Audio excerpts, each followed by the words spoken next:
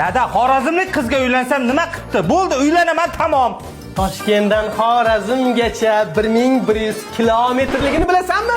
Umring yo'lda o'tib ketadi qatnab. Yo'lda ahamiyati yo'q, uylanaman, tamom. Shopir aka, Toshkentgacha necha soat qoldi?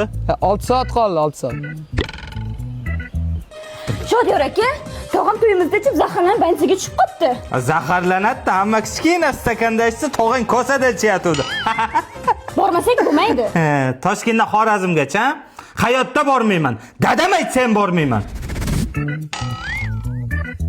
Ha, yaxshimisiz? Dadam mazasi bo'lmayapti?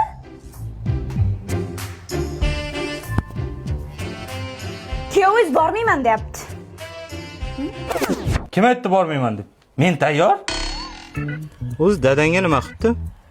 Burunlar bitib qopti. Agar farzandli bo'lsak, farzandimiz doktor bo'ladi. Nimaga?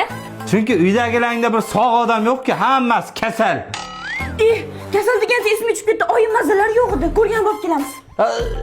Bekor aytdimmi deyman-da. Ha, sal narsaga yugurib borarding. Kelmadimi birortasi ko'rgani? Keladi. Men borganman-ku, ular ham keladi.